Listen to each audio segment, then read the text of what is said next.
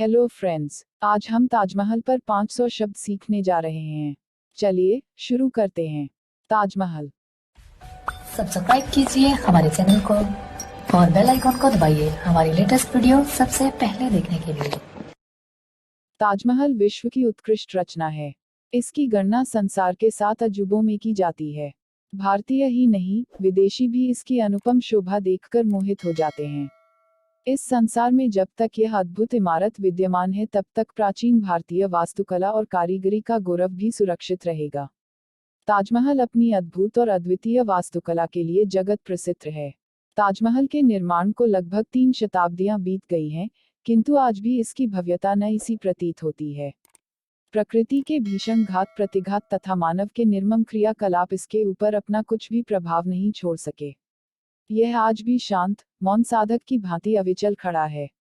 ताजमहल के अपूर्व सौंदर्य को देखने के लिए देश विदेश से आए सैलानियों की भीड़ लगी रहती है। ताजमहल मुगल सम्राटों की नगरी आगरा में यमुना नदी के दाहिने किनारे पर स्थित है। ताजमहल के सम्मुख कल कल करती यमुना की धारा प्रवाहित है।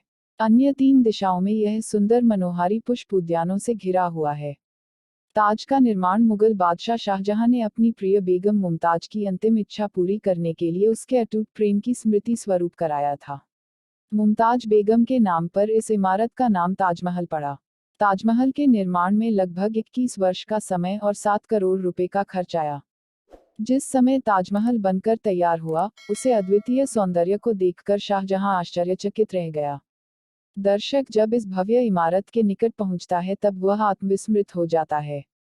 ताजमहल में प्रवेश होने से पूर्व सर्वप्रभव दर्शकों को एक विशाल लाल पत्थर द्वारा निर्मित प्रवेश द्वार मिलता है। इमारत की सीमा रेखा पर निर्मित दीवार यथेष्ट ऊंची और दृढ़ है।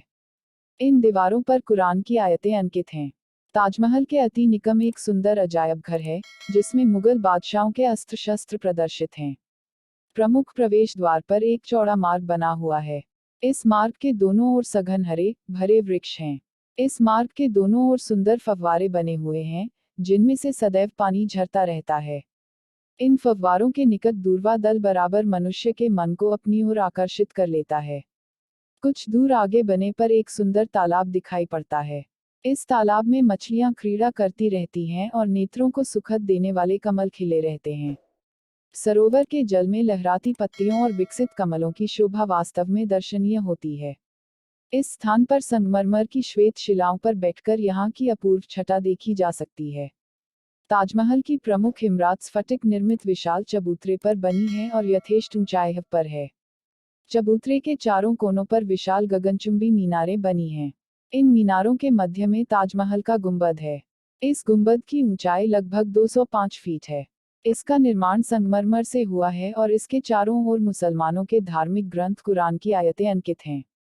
गुंबद की पच्चीकारी वास्तव में अद्भुत है। यहाँ की दीवारें में बने हुए बेलेबूटे सजीव और सच्चे प्रतीत होते हैं। इसी गुंबद के नीचे तहखाने में शाहजहां और मुमताज की समाधियों को देखकर अनायास ही दर्शक का हृदय कोमल भावनाओं से द्रवित हो जाता है और मुगल सम्राट शाहजहां के अमर प्रेम की याद ताज़ा हो जाती है। शरद पूर्णिमा को ताजमहल की शोभा निखर उठती है। पूर्णचंद्र के धवल प्रकाश में ताजमहल की संगमरमर निर्मित श्वेत दीवारें ऐसी प्रतीत होती हैं, मानो शीशे की बनी हो। ताजमहल के सम्मुख बहती हुई यमुना की श्याम जलधारा पर थिरकती हुई ज्योत्सना अपूर्व दृश्य उपस्थित करती हैं। वास्तव में ताजमहल विश्व की उत्कृष्ट रचना है। इसकी गणना संसार के 7 अजूबों में की जाती है।